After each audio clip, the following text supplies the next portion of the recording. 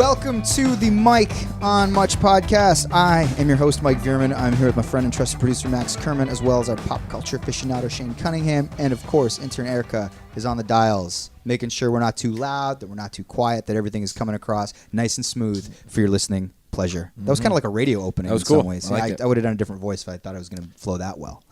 Lots going on in the world with us. Like we say off the top of all the recent pods, there will be a new episode of The Pedestal up in the Mike on Much feed on Friday, so you can listen to that. I mean, I guess this episode will come out on Friday as well. Yeah, 2 for 1. Two for the long weekend. We're all about to go into the long weekend. Lots has been going on. We were all hanging out the other night at our a joint party, like a four-way party. Yeah. Which sounds a lot more salacious than it was. It was our friend Dan Hamilton, who we've spoken about lots, our friend Peak, Matt McPeak, our friends Dutchie, Chris Dickinson, and it was also Dave Friesen. Do they all have a birthday that week? Yeah, it's like the 28th, 29th, 30th. They all have around then. Yeah, Dan and Peak are both on the 29th, which is the day we were recording this. That's so happy birthday to those two specifically today. But before we get there, Shane and I are in the middle of a negotiation right now. Because we came in and this started, and then we actually said, let's save it for the pod. And while Erica's set up, we just sat here in silence. So basically, I got a text message from Alex, Shane's wife, asking about a dishwasher. And my kitchen is getting renovated by our dear friend Jay Kelly. And you don't want to say your joke that you said? Was my joke. Oh, yeah. When I said Alex was looking for a dishwasher, that was a sexual euphemism. Right. Yeah. And then you said what? You said, I'm dirty. No, I said... that was Mike's joke. That was your joke. I said, did you do it? Oh. Sorry.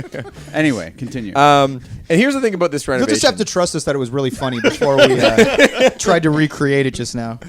The thing about this renovation is I want nothing to do with this renovation. I'll happily pay Jay the money. I'm sure whatever he does is going to look amazing. His house is beautiful. We basically said, whatever you do to your house, just do it to our house. No one's living in the house. We're moving back in a couple days. You're moving back to Hamilton, and Jay Kelly, our friend, is renovating your place in Hamilton. Yeah, so I literally have no idea what's going on. I haven't been to the house in weeks. I just get pictures from Jay, and I'm like, looks great. I don't know one thing from the next. There was some conversation about getting new appliances, like a new fridge and dishwasher. Oh, it's about time for you. I've been to your place. Okay, fair enough. Yeah. Again, I don't know, and I don't really care. I was saying it more jokingly because it just seems like you were pretty defensive on that. Fair enough. I'll do it. I don't give a shit. No, this is how little I care about this thing. I just simply don't give a shit. If you're like, you could tell me anything about the state of the house, I'd be like, you're probably right. Just 'cause I don't really care. Right. Calm down, Max. Yeah. Man. So anyway, last conversation I had with Jay was quite drunk at this birthday party 2 days ago, and I think we talked about maybe a new fridge or something. And that was where I was left. And then I got a text message from Jay yesterday going, hey, I think Alex Lamparski, or does she go by Alex Cunningham now? It depends. Okay, cool. Whatever. when screwing up trips to Jamaica, she's back to Lamparski. She's Lamparski. No Cunningham will do that. And he said, for your income property, you need a new dishwasher. Yeah. And he was like, yeah, maybe she could take yours. And again, I'm like, okay, whatever. I just don't know or really care. And then he said, I think you could probably get $200 for it. I don't know, but that's like, maybe the going rate for used dishwashers. I was like, okay, I don't know. I don't care. So anyway, I got a text from Alex this morning, and she said, I heard you have a dishwasher. And I said, yeah, $200. Like, again, I don't want to be a part of this. I just said whatever Jay said. Well, on our end, first, it was one of those situations where Jay told my wife, he said, Max has a dishwasher that you could probably have.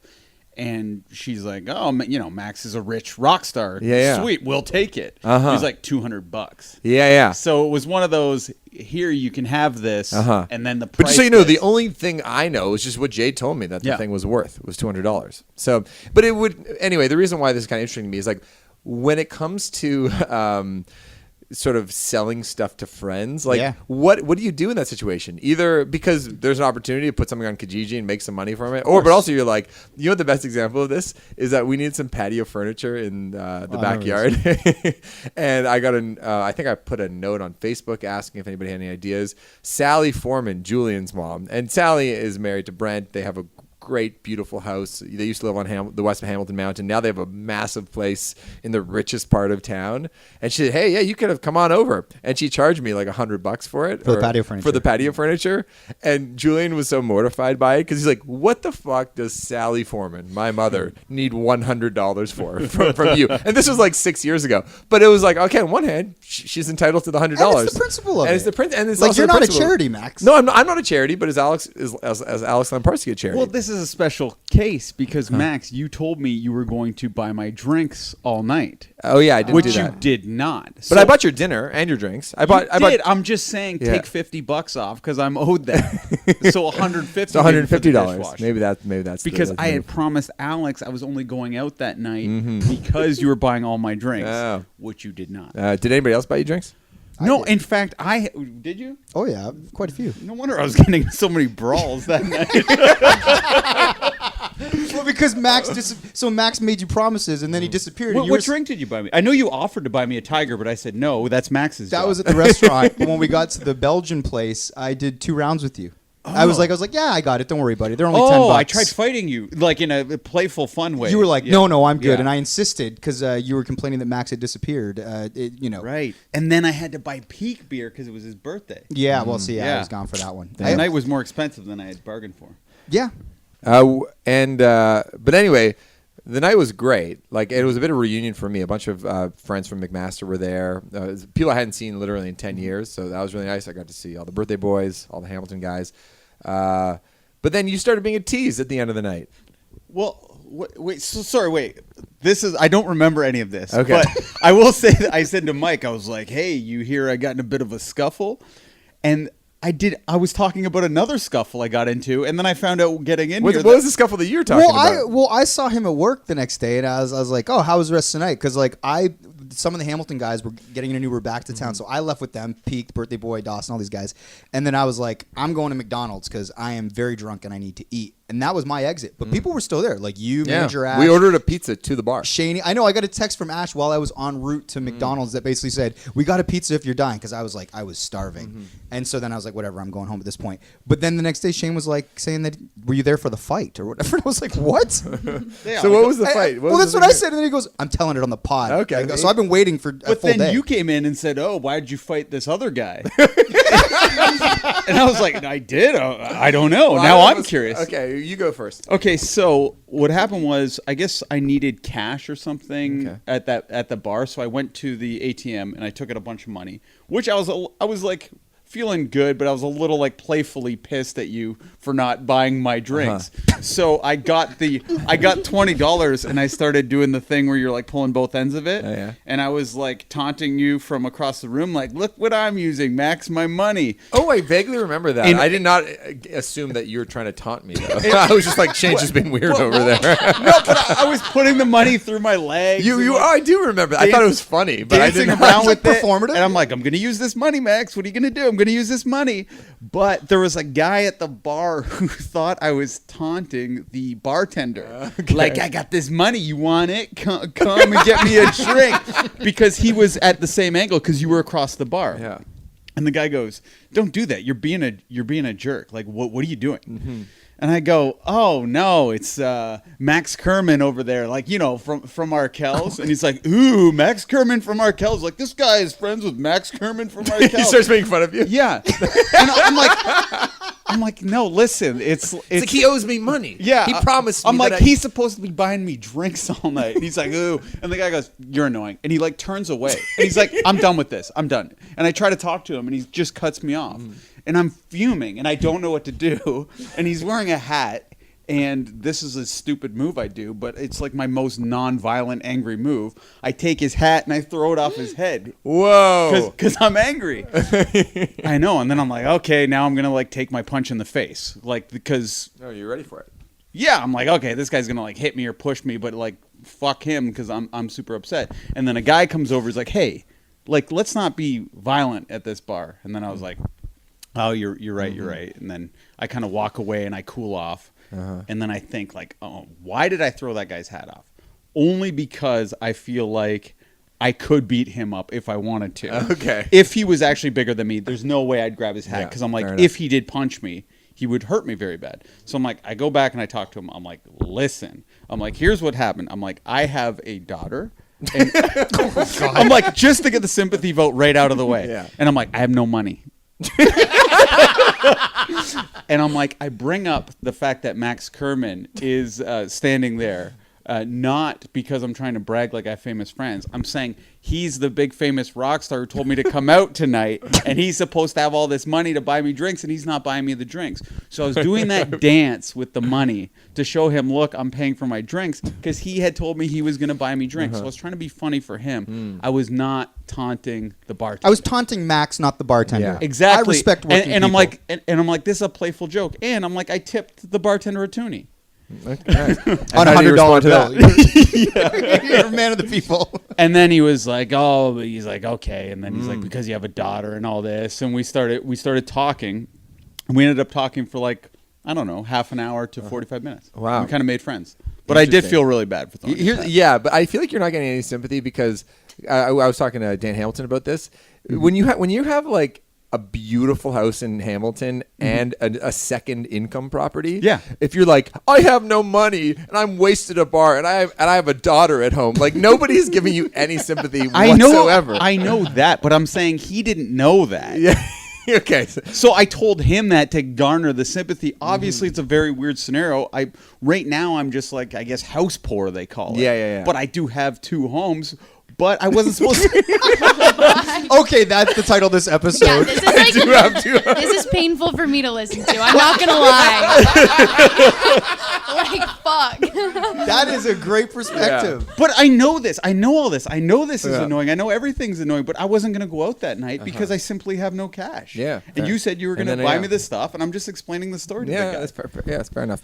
But what's the other fight I got into? So the other thing is, this was like at the last like 10 minutes of the night. Okay. You were being a tease to Dutchie, and What does that mean? Dutchie's a man, right? yeah, our friend Okay. Chris. What did I do to him? But when you're saying you're being a tease, do you mean he was teasing him? Yeah, that is like a sexual. Oh, Yeah, teasing. You were teasing Dutch. When you say you were being a tease to someone, it's like you're flirting with Oh them. no! Yeah. In my mind, it was just you're Just you're, call Your it- phrasing was weird. Just say Sorry. I was teasing. You were teasing Dutchie, and About Dutchie, what? and everybody was drunk, and well, you said it's not important, but you basically were like, "What's your name again?" You pretended to not know who he was, and Chris is a sensitive guy.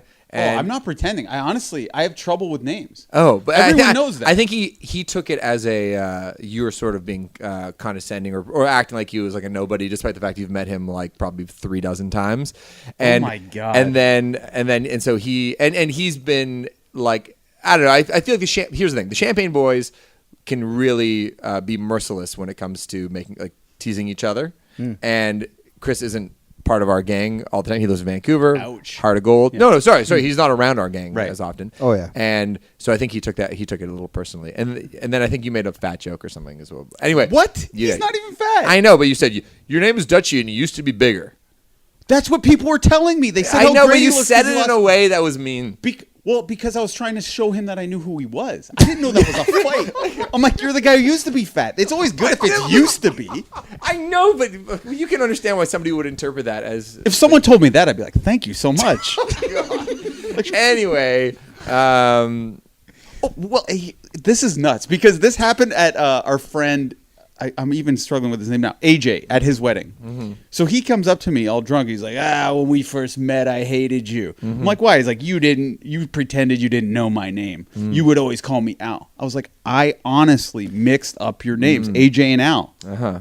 Just 2 letters, both start with A. It's confusing. Yeah. So what your position is that you're not trying to be offensive. You're just you're not. I will say this though, you are one of the most quick-witted guys I know, and also can really know how to dig in. Like for instance, like the reason why I think Mike D is married now is that he was single on a trip with you, and he couldn't be in a conversation while trying to pick up another girl because you just made fun of him. You literally, it was a murder. You just like, there's probably like 4 of us.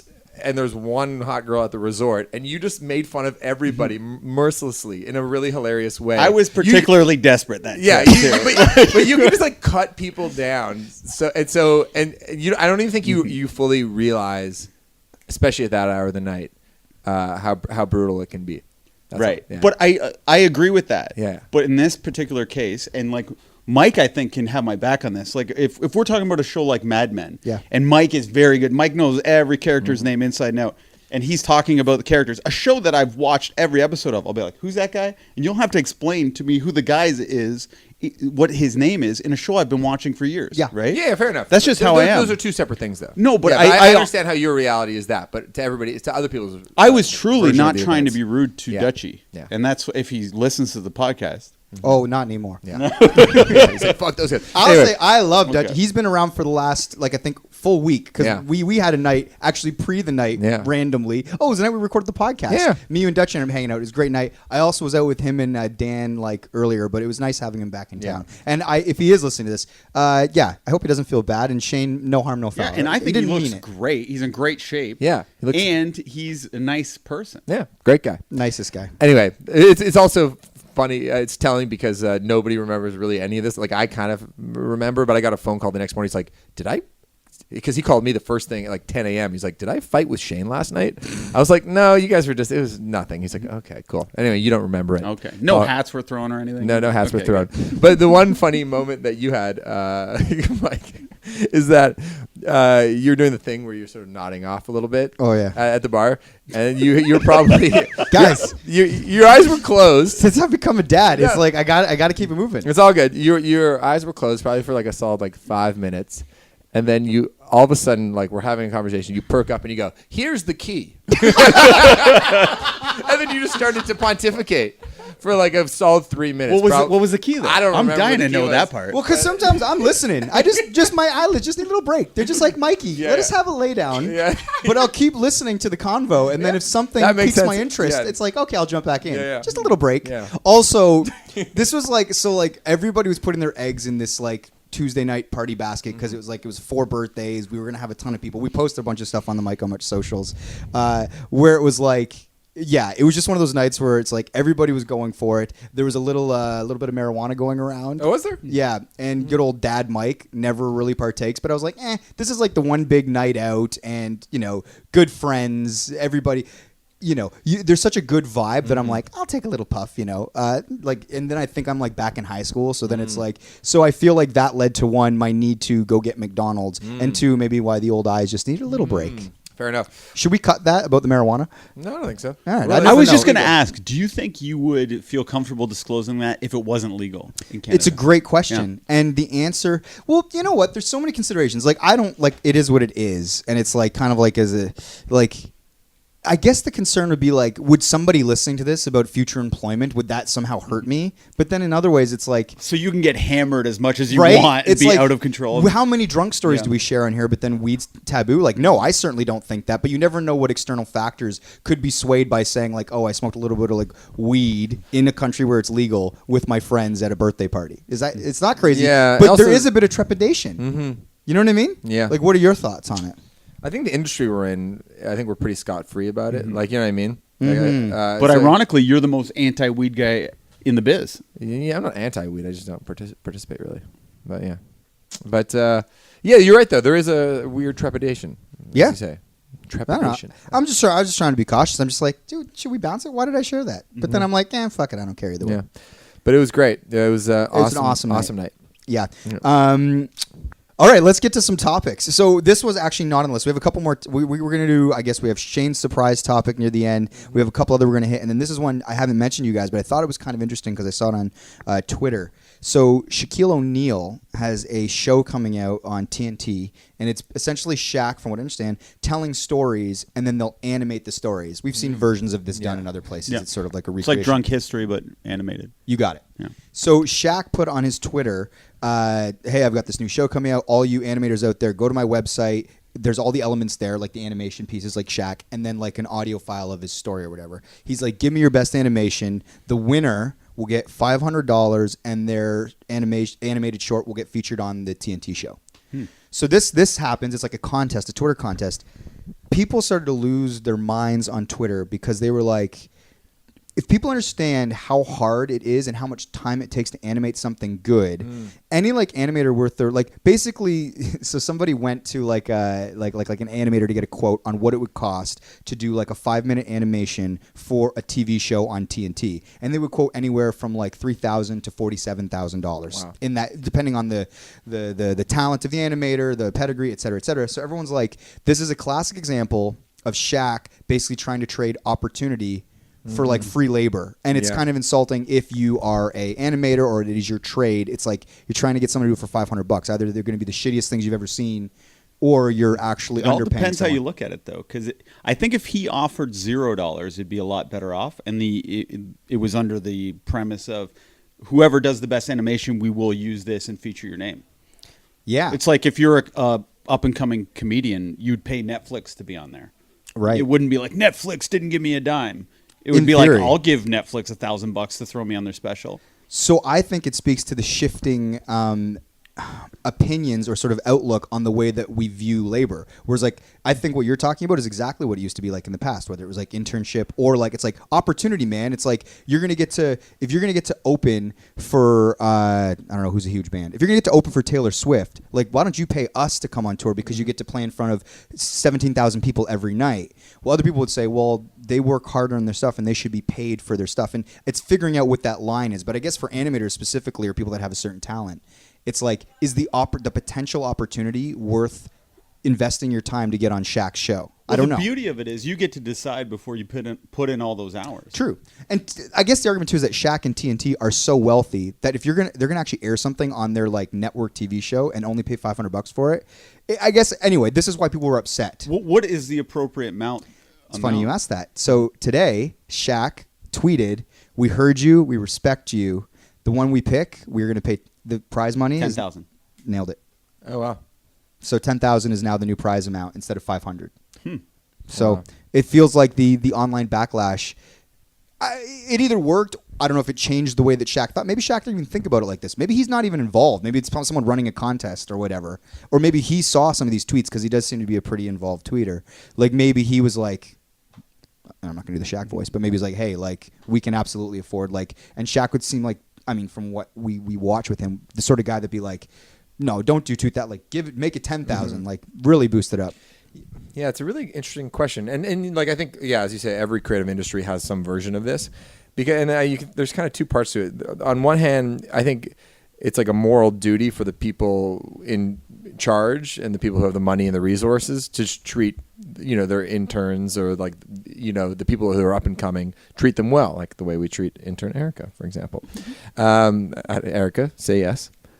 Yes. Thank you. But on the other hand, if you're a young, hungry person, you'll do anything for an opportunity because if you're smart about it, you're going to parlay that into money and a career. You know what I mean? Like, So it's like, you'd be like how many free things did you do, Shane? Or for like pizza coupons when you were first coming up, and all those things sort of like everything on my own volition too. I was never forced into it, you're never forced into it, but it's like showing that you're keen and that you're passionate about whether it's animation or I making would a have movie. paid to be a part of it all because to me it was like more than a once in a lifetime opportunity. Like I was literally on a show that aired before Saturday Night Live. Yeah, like it was awesome. So cool. Yeah, and so on one hand, like should J.R. Diggs have paid you more money? It's like, maybe he didn't pay you anything. But by the way, he eventually did pay me. What do you mean? Like he eventually started paying me. It was just for the first year and a half I didn't get any money. Sure. Yeah. It's not like he didn't have the money in that first year and a half. Some people would say he should I don't have think paid he you did for have the money actually. Okay, well, but for theories, to your point, Okay. Max, let's say he did have the money. Does he have an obligation to pay you?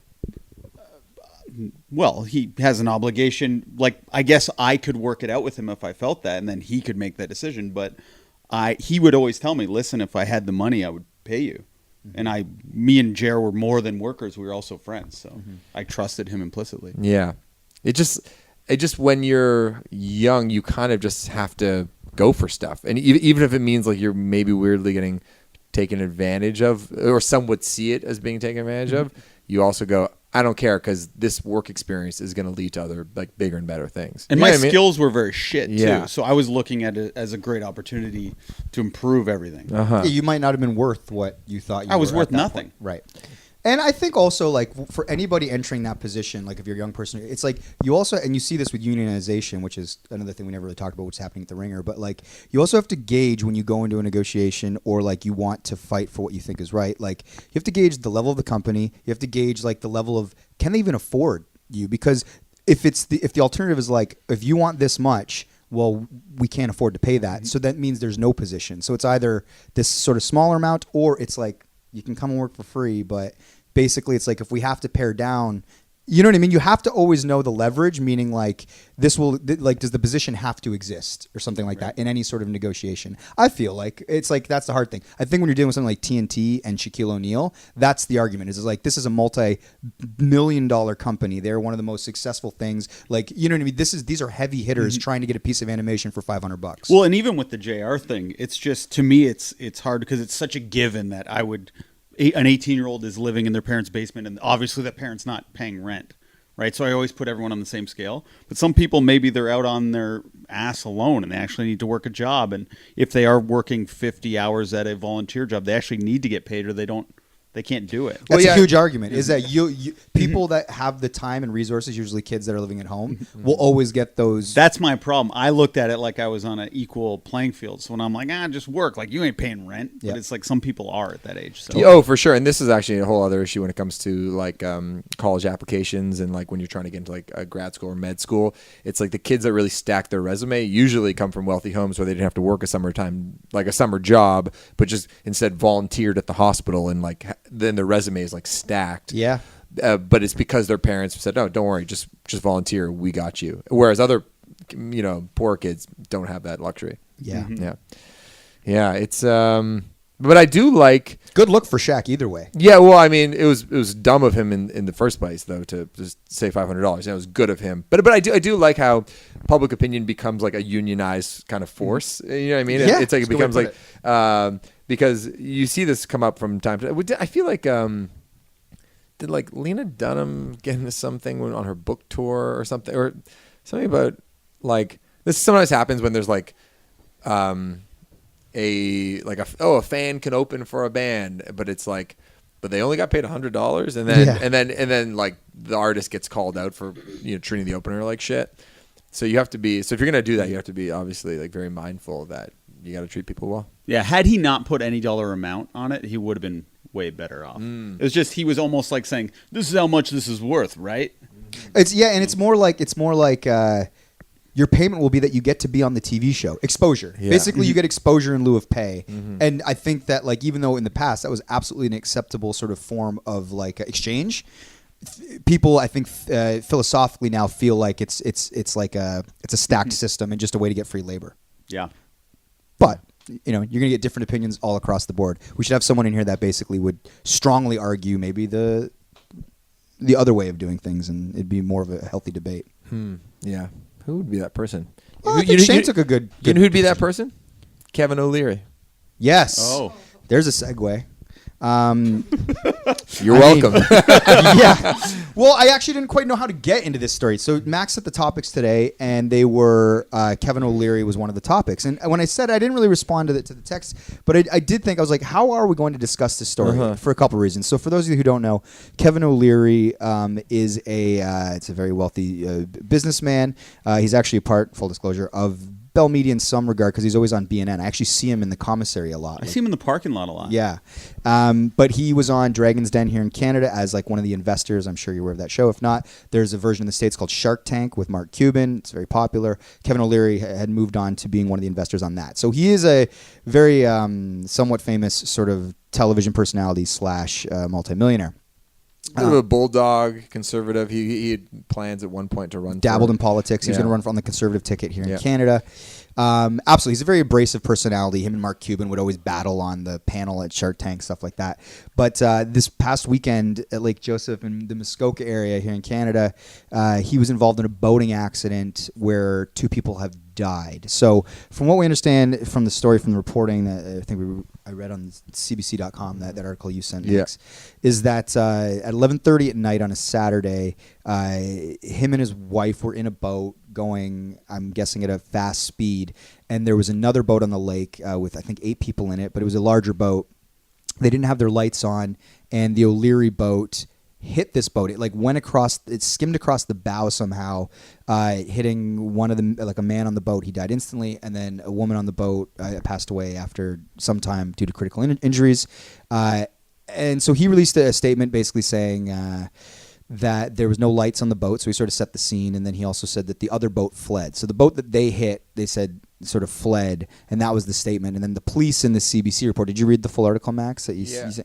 Basically, they disputed the fled wording because, and I was talking to actually our friend Randall about this because he has a cottage and he boats all the time. He's like, it's not like when you say fled, that's kind of misleading because essentially if something happens in the water like that, you have to go to shore because you need medical attention. So it's not like it's a car accident where you both sit there and work it out while you wait for the ambulance to come to you. Yeah. It's like if somebody's injured, you gotta go. You gotta go. Yeah.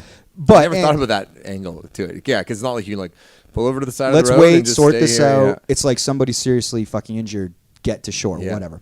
So, so the police sort of contradicted like the fled narrative, which was the language that Kevin used, and then I guess both boats went on their way. So it wasn't like, you know what I mean? It's like both boats, like accident happened. There were injuries, I think maybe on both, I don't know. And then they both had to go. So there's a lot that we don't really know about this story.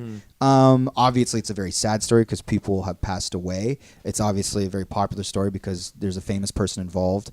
I don't know. What's the angle? What are your thoughts on this story? Why did you want to talk about it? Yeah, I don't know exactly what the angle is. I just thought it was interesting the way, because he's known as a spinster to a certain degree. It's like he is able to take any situation, especially if he's talking to like a liberal person, and go, "Oh, you look at it this way. I actually look at it this way."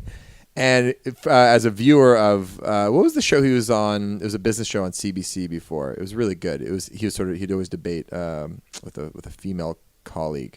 Anyway, like it should be said too that he stated that his wife was driving the boat and she passed a field sobriety test. Yeah. Go on. Anyway, I always get frustrated watching him and his take on things because he is a kind of a contrarian. He chooses to see the world in a particular kind of way, and in a way that I usually don't agree with on any level. And so for him to come out and make this statement using certain language and having the police go, that's not quite, the way it was described to us. And then also I think to have members of the other family go, he's already starting this news cycle and trying to get out ahead of it. It just it felt very disingenuous. And because he's such a public person, known specifically for spinning things in a particular way, I think it clouds the whole case in a way that's, I think, unfavorable to him. Super fascinating. Yeah, that's an interesting way to put it. Absolutely. Yeah. Because I'm sure if any famous or rich person in this situation would go, fuck, this is brutal and this is tragic. How am I going to deal with it? And let's say another person who we all liked, let's say Trudeau did this, and he said the exact same thing, I'd feel a little differently about it, I think. If he used the exact same words as Kevin O'Leary, I'd maybe give Trudeau a more benefit of the doubt, only because I like Trudeau more and I think him to be a slightly more honest guy or whatever. Did they give everyone on that boat a sobriety test? On the O'Leary boat? Yeah. Not that I'm aware of. So they couldn't, the officer wouldn't comment on that. And by the way, even on the other boat, we don't know the situation on the other boat. But it was interesting that there was two pieces of language in the O'Leary statement, which was essentially their lights weren't on, so like we didn't see them in the lake, which is like which is immediately the language shifts responsibility in some ways. Yeah. And then fled, which is like sort of, it's an interesting choice of words. Do you know what I mean? Yeah. Like, I don't know. So anyway, to your point, I think exactly that's it. It's like you end up you can't help but sort of have a cynical read on it. You know what I mean? That's exactly the way I feel about it.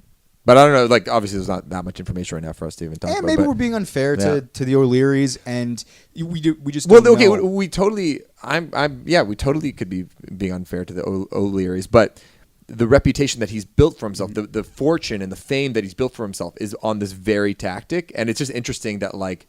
It might be kind of coming back to bite him in the ass, where everyone goes, fuck you. Like, we know your tricks. We know all of your tricks. We've been watching your tricks for the last 10 years on television. I don't know. So the one time you're not trying to trick people, no one's going to believe you. Yeah. Yeah. Yeah. Tricky. And by the way, Kevin O'Leary would say, I've never tried to trick anybody. I truly believe in all my opinions that I've ever said publicly.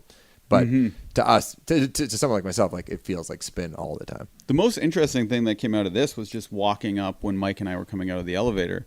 Mike revealed he's a boat person, which to me, I never would think you're a boat guy. Like you'd be the least. You were talking likely. about this the other night at the birthday party. I was. Yeah. You were talking always- about yeah. wanting to get a boat. Yeah. I was like, Was that the revelation once you woke up? No, so what happened was here's the key. so Boats. So years ago, that's actually what I was dreaming about while I was taking a nap. It was just out on the water. So years ago, my brother was dating a girl, and her brother was selling a boat. Do you guys remember this at all? No. This is like 3 years ago or whatever. Vaguely. Yeah. So his name was Evan. He was selling a boat, and I saw it on like Facebook, and he was selling it for like $1,500 or something. And so I was looking at my phone. We were driving somewhere, and I went, "Ooh!" And Danica goes, "What?" And I go, "Evan's selling a boat." She goes, "Oh yeah, that's cool." I'm like, "Yeah, it's like $1,500. I think I'm gonna buy Evan's boat." She goes, "What are you talking about?" I'm like, "I want to be like, I love boats. Like I don't even care. I don't have to like. We could just chill at the dock and drink. Like imagine after work. You don't own a dock though. You have no water. Well, okay. First of all, you're starting to sound suspiciously like my wife. This is how that conversation went. She goes, "What do you know about owning a boat?" I'm like, "I don't know. Well, we could figure it out." I'm like, $1,500. I'm like, "We could sort that." She's like, "Okay." She's like, "Where do you store it in the winter?" I go, "Oh, yeah, okay." She goes, "Do you know how much dock fees are?" I'm like, "Well, no, I don't know how much dock fees are." She's like, "Mike, by the time, like, yeah, the boat's $1,500 to get in." She's like, "But it's going to probably cost you like thousands of dollars in the winter to store the fucking boat." She goes, "And it's going to cost you money to keep in whatever harbor you picture yourself drinking in with your friends." And I was like, "Oh, yeah." Maybe. I love whenever you retell any like kind of conversation between you and Danica. It's like you have like, "Whoa, this thing," and she goes, "Uh huh." Yeah, like I have a grand dream. Yeah, and then and she she goes- systematically crushes it down. Exactly. It's so great. It happens every time. So you were going to keep the boat in the Hamilton Harbor. Yes, we lived in Hamilton at the time. Okay. I was going to buy the boat, and then I didn't really think about where I was going to keep it. But then once I thought about this a little bit more, I would have just had to keep it in the harbor, and there's a fee for that. It's like anything, right? Mm-hmm. So those are kind of the two obstacles. Also, I'd have to get a boating license. I don't know. I don't know how to ride. I don't know how to fucking drive one or whatever. So anyway, it's always kind of been this weird dream of mine floating around. You know, I kind of like sometimes Floating around. I kind of sometimes throw it out there to my father-in-law, and he's like, "Oh yeah, you gonna buy a boat?" And I'm kind of like, "Yeah." I'm like, "You want to like go in on one?" But it's like he probably doesn't want to share a boat with me. So anyway, over the last like I don't know, like I'd say this summer specifically, every time I go by the harbor down here in Toronto, I'm like, we could get a boat. I'm like, we could go back and forth between Toronto and Hamilton. I'm like, friends could like hang out on it. Like imagine on a Friday after work, I was just going and hanging out on the boat and crushing beers. Do you have any interest in actually like using the boat like in the water? I would take people on Like, rides. could you Okay. use the boat to commute? Like your Yeah. let's say you move back to Hamilton, you could actually get to work via boat. Yep, I just have to pay fees at both docks, like in the Hamilton Harbor and then here in But Toronto. you What's that avoid that commute? traffic. Yeah. Like how long's that? Depends how fast my boat goes. I'm crunching some numbers right now, fellas.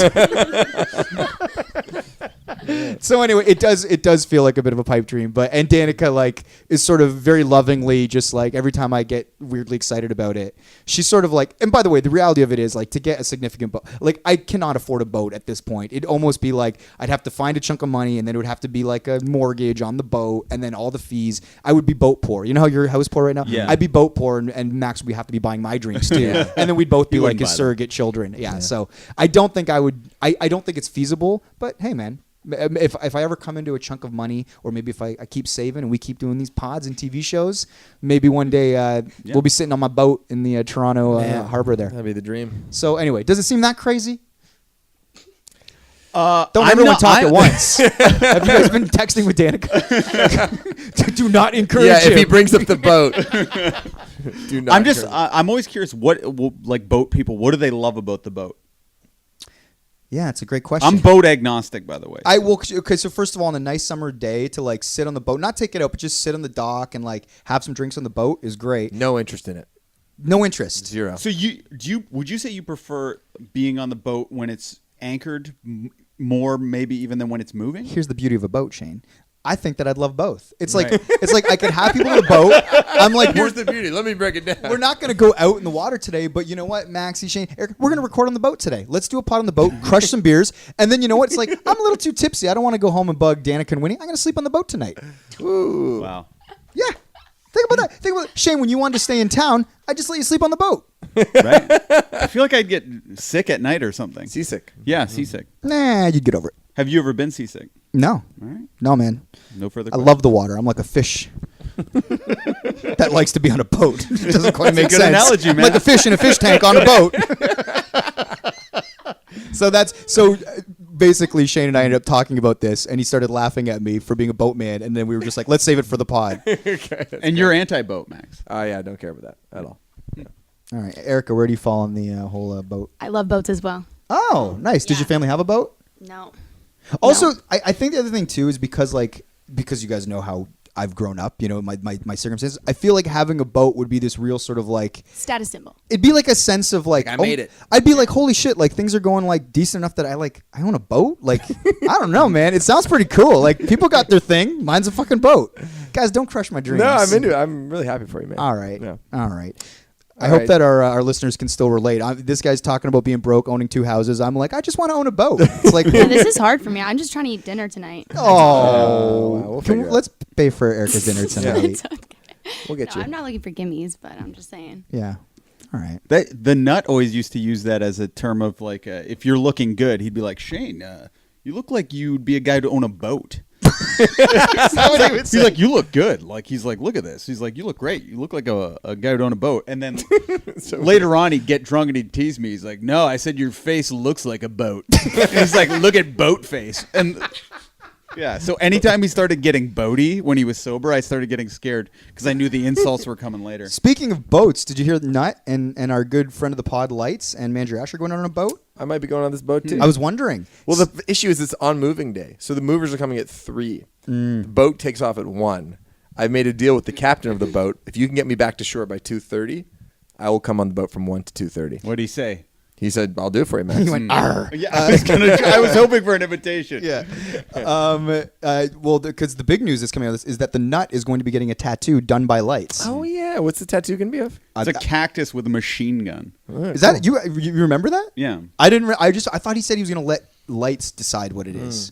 Yeah, Lights is a little amateur tattoo artist. I think Lights did come to that decision. So the Nut's going to be walking around with a cactus with a machine gun tattoo Yeah. done by Lights on a boat. Yep. See, they wouldn't even have to rent a boat. I could be the captain of the boat. I could have my friends on. I could bring them in the harbor. That's not a bad idea. Maybe you should like be a boat renter. But there's something nice about saying I own a boat. I guess. Is a boat not a terrible place to be getting a tattoo? That's a great point. Seems like it's moving a lot. Yeah. Don't tell the Nut. Yeah. Yeah. His tattoo's just the most shaky, like right off the leg. I don't know where he's getting it. Okay, last topic. Second last topic. Second, I always forget about Shane's surprise. Sex robots. It's because you know why? It's because I'm a very list-oriented guy, and so when you send your thing, I just read the list. But I always, anyways. So this last one, like Max said, is sex robots. This article was sent to us by Manager Ash, actually. So this article is hilarious because the headline is "Sex robots with coding errors could strangle you in the act." One would argue some might pay for that feature. Yeah. But the funniest thing about this stupid article is the guy that does these things is a doll collector named Brick Dollbanger, and he's an expert on sex That's robots. not his birth name. Well, I don't That'd be know. crazy if it was though. Yeah, it's almost like your name chose your profession for you. It's like he wasn't going to be a lawyer. Little on the nose. Okay, so doll collector Brick Dollbanger is an expert on sex dolls who was warned that a coding error could turn your robotic girlfriend into a killer, strangling you in the act. Dollbanger works with sex robot manufacturer Real Botox, another great name, and Abyss, where he warned, "It scares me to death. It's a machine, and it's always going to be a machine." Wow. But read the headline to the other one. It's the same story, but another headline. That's right. So 2 articles got sent because they didn't know if it was his. Okay, this is in the sun.co.uk. Sex robots could suddenly malfunction and attack their Randy Masters, expert warns. They're Randy Masters. Randy's horny. Of course. Yeah. Oh, my God. So, guys, thoughts on sex robots? like, is the main question like, would we fuck one? I think that's, we can start there. And for me, it would be again.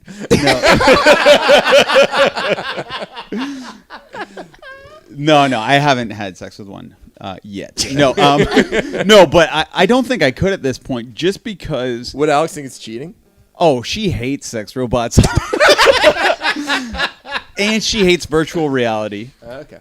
Like, she hates all pornography in general. She hates masturbation within marriage. Like, What? yeah, like she doesn't like it. She just wants thinks it of all. as Yeah. competition or something. Exactly. Yeah. So she hates the idea of like VR getting so good that it's like you would desire it more than your own wife. Even. That's a freaky thought. Has she seen Black Mirror? That seems like very Black Mirror. Yeah, she doesn't like any of that stuff. Ugh. Crazy. So where are you going to hide your sex doll? I don't know. This is why it's One of On my your boat. homes. On your boat. One of my other homes is just housing the dolls. I found a great new renter. where are you going, Shane? Just got to do some renos. We need a renter in that house, Shane. No. Just let it appreciate. Oh man. Max, Yeah, what about you, Max? would you get it on with the sex doll? It's not really crossed my mind. You seem like a Randy master. I always thought Randy those Maxter. British tabloid copywriters are hilarious. They are. They're really whenever good. we're over there, I always read them because it's just like the copy's always Randy Master. So good. But yeah, no, I mean, it doesn't really appeal to me that Would much. Lauren consider it cheating? Oh, I don't think so. Let's say the robot got to the point where it was so realistic that it just looked like a real girl. I don't think she'd consider it cheating. But she has no problem with like all that stuff. Yeah, I think she'd be okay with it. I'm going question to see is- her after this. I'll ask her about it. Sex dolls. Thoughts? Go. I Love just 'em. wanted to get some pizza. Okay, but here's the question. Is a sex doll just another form of masturbation? I'd say at this point because they don't look realistic enough. As a man that has never tried it. No, but I'm saying I'm like kidding. Like blow-up dolls is how we picture it, right? Or no, like even the picture that wasn't convincing to me. It still looked like a sex robot. Right. So like once we get to a science fiction future where they're indistinguishable from other humans, Yeah, then we can discuss it. right. What are your thoughts, Erica? Would you ever have sex with like a male sex robot? No, that freaks me out. But I feel like in a free world, people should have access to it. I mean, I would never do it, but I think that like that kind of Companionship? well, just like the future of like that industry and where it's all going, I feel like it should be accessible because you're not breaking a law, you're not hurting anybody. Right. You know what I mean? But let's say if you were in a relationship and your boyfriend was having sex with a sex robot on the regular. No, that's not okay. Probably. No? Yeah. No. Yeah. It doesn't seem like women like these things. Well, okay. So first of all, in theory, it's like you said, it's like whatever. It just feels masturbatory. It's like it is what it is. And I also wonder why, like, I sometimes it's like we try to evolve so much beyond like a sort of religious or a puritanical society. Like we have so many hang-ups with sex where it's like if you like video games, right? And you play video games, why is that an acceptable form of entertainment? But like having sex with a sex doll, which again, you're using a machine to stimulate yourself. Why is that offensive or like socially unacceptable? And it's because it involves sex, and we have all these hang-ups societally about sex still. Well, I think it's almost because it doesn't involve sex. Because you're not having that human connection. And sex is supposed to be one of those things that connects us. But that's what I'm getting at. Supposed to be like. Yeah, Does well, it though? Is it? Alex's whole argument would be like this is taking away from sex because it's not actually sex. But Sex is between like humans. But there's so many people that don't have a partner that it's like, and it's like, why can't it be like this thing? Well, I guess the idea would be for some people that you get desensitized, so then you actually realize you don't even need the partner, and then you're like, why go to the bar when Brittany's the hottest person I'll ever get? like that the sex doll is a name. Brittany at my romantic. rental house. But you know what I mean? Like you might be less apt to go out if this beautiful sex doll is like looks exactly the way you want. It's like that movie. What was that movie where he falls in love Ex with Machina. Siri? Her? Her. Oh, yeah. her. Yeah, and right? Ex Machina probably even more. Yeah, he Never. releases the killer doll because he's in love with her ultimately. Yeah. But Does that concern you though that we're living this age of cell phones and like sort of isolation because of technology, and that if the technology gets so good when it comes to these sex robots that like nobody's going to go out and interact? Like I feel like going out and meeting people at a bar and stuff like that's like part of like living, and if it becomes a hard thing to do, Right. and you have a better option, then are we going to lose that? Like I wonder if it could get to the point where it's so good that it could make a friend for you. And AI that will get friend's there. actually better than a real friend. Well, here's the trouble is that AI will get there. I think like AI will end up becoming a better. In our lifetime, you think, though? Well, here's the thing. It's like, because friendships, relationships, all of that stuff, they're hard sometimes. Like, they're fraught with challenges, meaning you can't always get what you want all the time. If you're solely interfacing with AI, you can turn it off whenever you want, or the minute it gets challenging, you can reprogram. So it's like you kind of get to live in your own version of like a non-challenging existence while still getting companionship or sex. So it's like, I guess the argument would be that so many people choose that we stop procreating. There's already too many people in the world. I don't know, but aren't we kind of flattered when someone who has the choice not to hang with you chooses to hang with you? That's part of it. I feel like the ego trip of having cool friends and everything goes out the window when you've programmed them to be that way. Could be it, but I think a lot of people maybe like don't have, like, maybe those social sort of like friendships aren't available to them because they're socially awkward or they're having a tough existence. That's the problem, and it's the same thing as sex. So maybe if the robots can provide that, you'll never actually even challenge yourself to or go try. That's what I'm saying. Yeah, they'll avoid the pain that comes with rejection. That's what I mean. That's like the double edge. Yeah, I don't know. Is that a bad thing? I was saying the only sort of the real negative I see, I guess, and this doesn't even feel like is like, we lose the procreation, we lose the babies, but enough people will also be still interacting. I guess it's like it could be different for different people. Like you say, if you're in a relationship, then it could be detrimental because you will start to sort of withdraw from your partner because you'll end up choosing the less difficult thing. If you can go actually get companionship from what would you call her, Rebecca?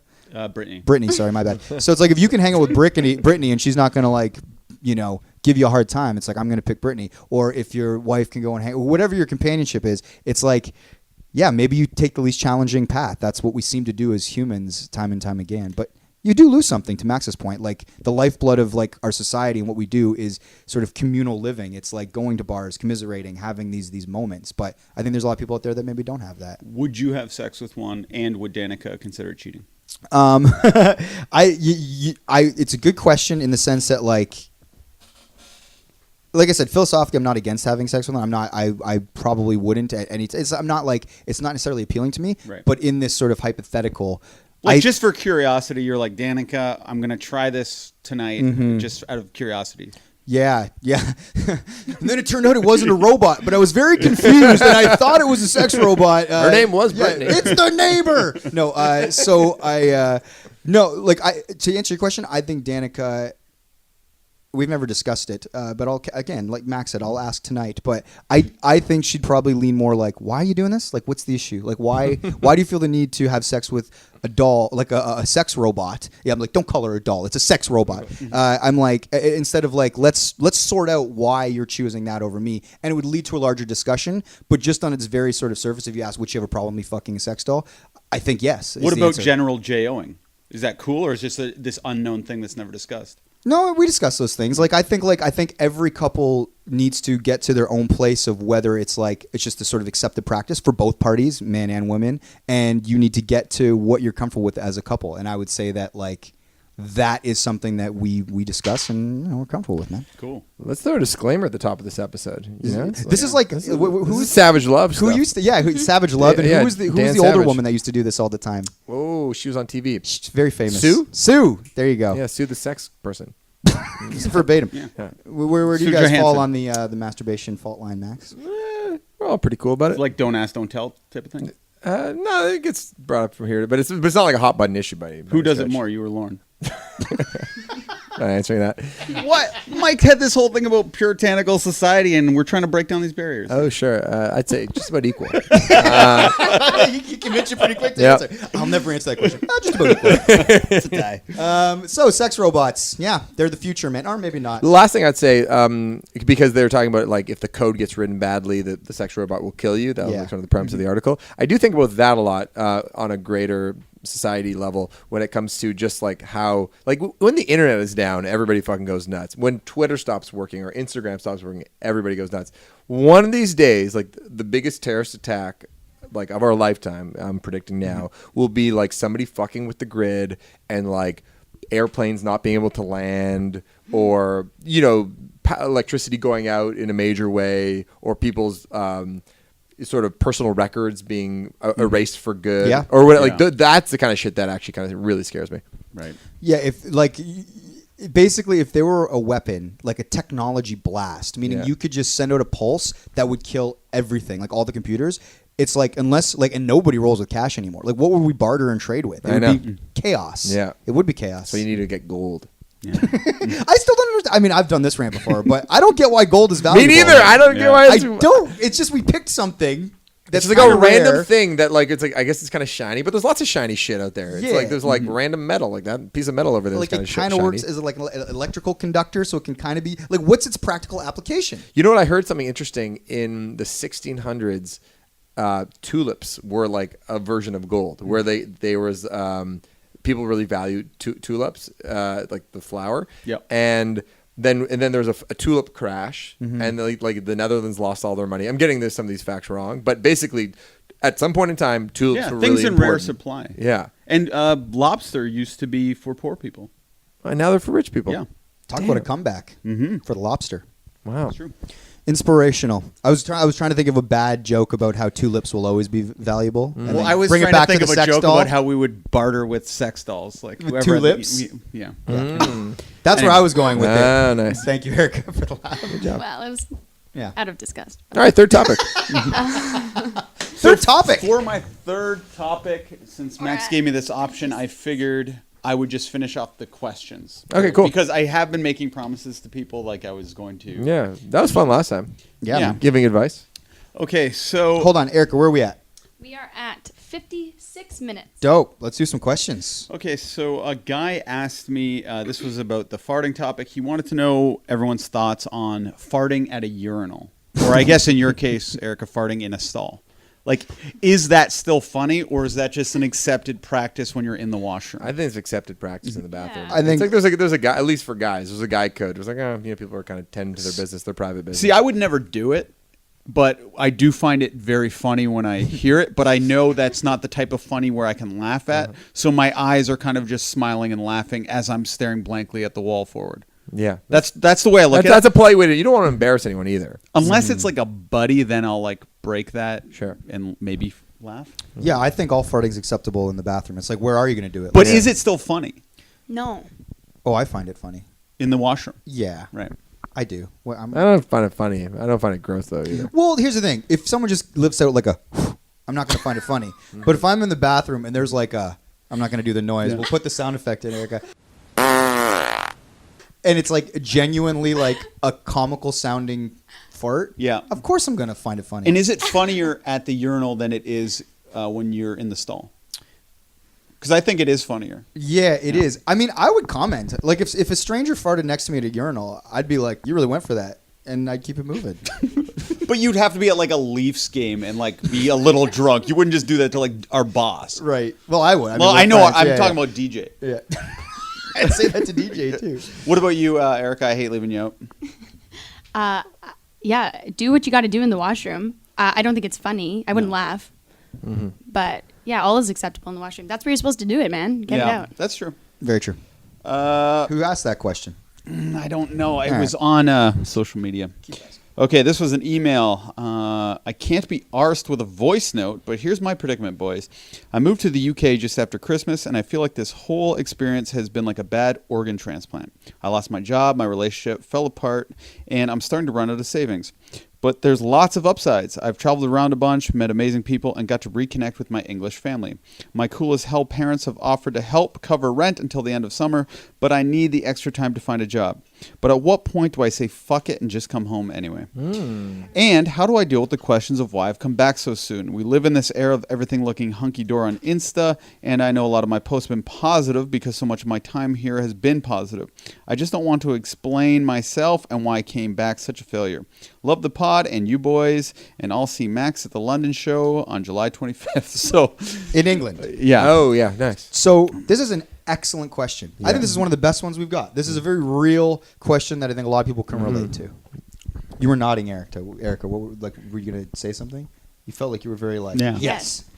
Well, yeah, now that Greg isn't here, can't make fun of me like the last time I tried to give it some advice. Do you know how many people on Twitter responded to you being on the pod? Have you looked at our mentions? No. 2. No, I think it's 4. No, I think 4 different people have said like, we love Erica because she represents a certain. So if you were down about how you were on the pod or a little insecure about how you came off, people responded. Wow. Well, especially that's so it nice. was about the Eddie Murphy thing mostly, because I think a lot of people related to you. Great. That's Yeah. good to know. Okay, back to this question. Yeah, this question. first of all, when you come home, you don't have to tell anyone anything you don't want to tell them. But people will ask. I know what she's talking about. People will ask, and if you don't want to get into the nitty-gritty emotional stuff that might make you upset, you don't have to tell them. Just, you don't have to lie. But let's say she's at a party and it's like, hey, Erica, I heard you were having a fabulous time on your Insta. How was it? Or why are you back if you were having such a great time? What would you say? She could think of something. By the way, did she like announce that she's going to England for 4 years or something? Like I missed that. I think she's gone there to live her life. No, I know that, but like, did she ever say from the outset that she was going to be there for a certain amount of time? Not really. Yeah, it's funny. So Lauren, when she was finishing school, she was like always hated like seeing like even friends and family who'd be like, oh, so what's next? And she'd in her mind be like, I feel like such a fucking failure because I don't have a job lined up. All my friends already have jobs. Like I'm still in school. She had this like narrative, and I was like, no, people, number one, don't actually care about what you're doing, and number two, if they're asking, they're just like trying to be like genuinely interested and are not like holding you to some like standard that you have put on yourself. And People do judge though. see, Lauren's actually doing something very cool, so no one would judge her. But when I was in a situation where I was working at like a Value Village type job, it was called Talese, and I was 25, and I'd be at Second pod in a row to yeah, this comes up every episode. Yeah. People know what Talese is. Oh, they do? Totally. It's a chain. Oh, sorry, Talese. But I would be at a party and someone would say like, oh, and what do you do? Just to make polite conversation, and I would say, I work at it's a Value Village. I should have just said Talese, but their eyes would kind of be like, oh, yeah. And it was like I was lesser than at that point. I get that. That is true. But I would say like the narrative in her mind would be like, oh, I've come back from England because I couldn't hack it there, and I didn't. And even though I was like putting out this image that I was loving my life, I don't think people are paying that close attention. So that would be my first bit of advice: is that people aren't paying as close attention as you think. Great advice. No one. People care about themselves. Yeah, exactly. And then also, it's not hard to be like, oh yeah, I had a great time over here, but I, kind of missed home, and now I'm back here looking for a new job and hanging out. So good to see you. It's super relatable reason. She could just be like, oh, to be honest, I ran out of money. Or if it turned bad, she can be like, it ended up being a nightmare. And then it's kind of funny when you're so direct and honest about it. Honest is always the best. And if like I missed home is a great answer. Yeah, and if you want to just keep it moving, just be like, I had a great time, traveled, tell them all the things you liked. But you're like, yeah, but also I just kind of missed home, and I couldn't wait to come back. I'm so happy to be here. And if you are feeling that way, which she obviously clearly very much is, it's like everybody has stretches like that. Like it's fucking hard out there, man. Like there's no shame in it. There's 10 times more people that are feeling that way, and I felt like that way in my life. Shane's felt that way in his life. We've all felt like that. Yeah. It's like it's not like she was sorting used clothing for like minimum wage. She had a cool life experience and is doing something awesome. That's like your situation is actually more interesting to me, Shane. This one is like, it's fine. No one's judging you. You live an awesome life. You went to England. Yeah. Living in UK is pretty cool. Traveling the world, it's almost too cool. It's like cliche. Awesome. So I'd say, sorry. That's what I'm saying. I agree with you, in the grand scheme of like people's problems, like you actually have it pretty awesome. So you think sorting clothing? Though, no, not you. So when I say you, I mean he's saying you're the more interesting situation than her. She's got it hunky dory. He's saying you. I'm saying your situation when you were working at Talese is actually more interesting to me. Far more harrowing than hers. Why would that be more interesting? Because I think on paper, if you compare a young person traveling Europe versus someone folding used clothing, that's actually like more embarrassing. And I get why you'd feel more shame about. Yes. Okay, I get what you mean. Yeah. She's like somebody that owns 2 homes and they're begging for their friend to buy them drinks because they're poor. Right. Yeah.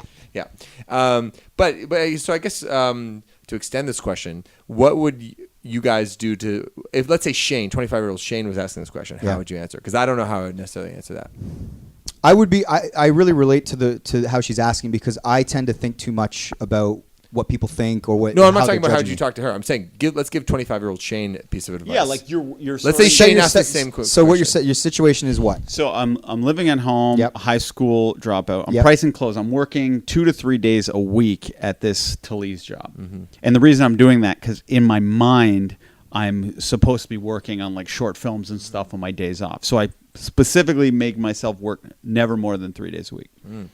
But it's very like I don't have a lot of money or prospects, and it at this point it seems like I'm never going to have a career. But are you misrepresenting that on Instagram in this scenario? Instagram didn't exist at this moment. Yeah, it was just like simply what Shane went through. But what's he asking though?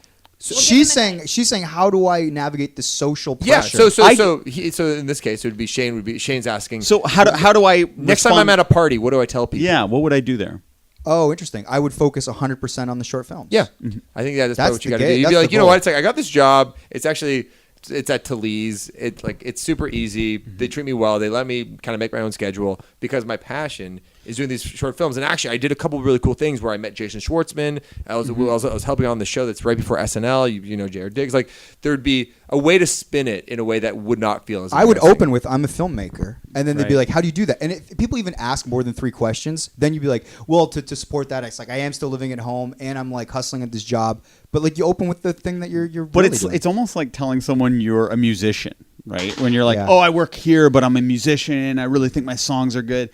It sounds okay, I guess, but it also sounds like a huge load of like dreamer bullshit, Sure. and you're Yeah. going to be a loser. Yeah. Like unless you make it to Max's level, you can kind of seem like a bullshit artist. So I would still have like a level of shame. Yeah. But I still think if you're doing anything different, like a little bit different than what like the masses are doing, that's pretty cool. And Yeah. someone at a party should be like a little bit intrigued to hear you talk about that. And it's also Yeah. it's all in the way you present it too, because you're right. Like, so Yeah. like I'm a musician. If you like walk around the party like, hey, With I'm your a nose in the musician. air, yeah. If you're like, no, like I'm a songwriter, but I'm fucking working hard. It's really tough, but I have this other job here. But you know, a couple cool things have happened.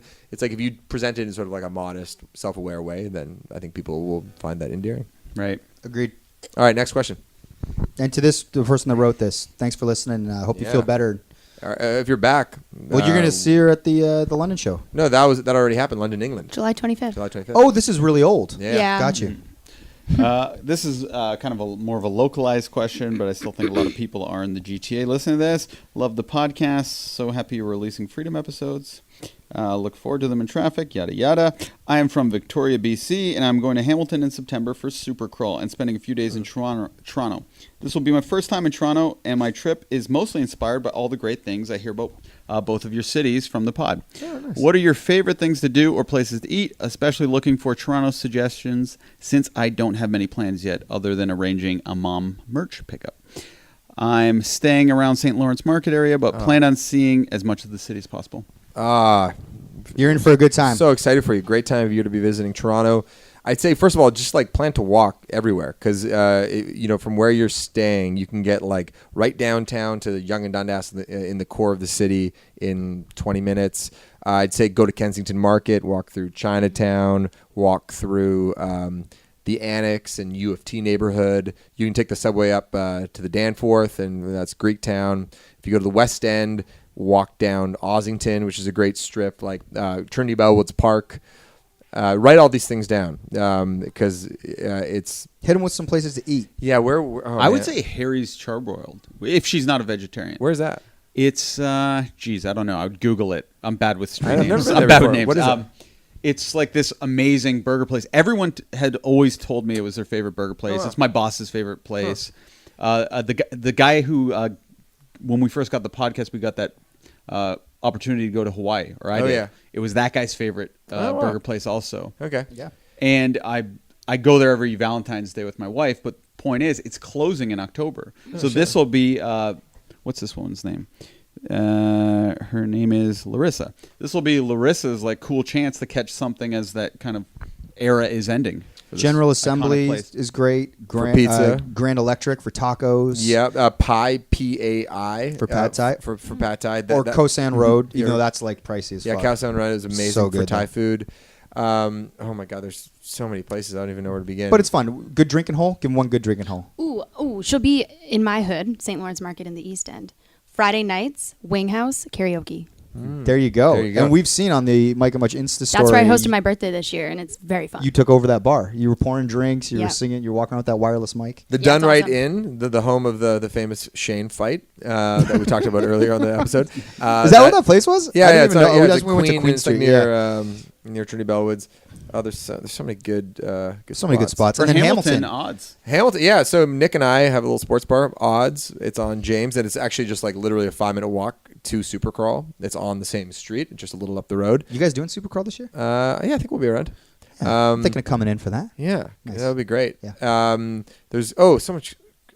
You tweeted us, and I'll send you some coffee suggestions. There's a great place around the corner from my house called Salty Espresso, which is great. But yeah, so much great stuff. Great. Is that it for our cues? Yeah, that's all I went with. What's the laugh that we're gonna have to end this episode? We always have to end with a laugh. No, guys, I'm just kidding. Cue the music. Whatever.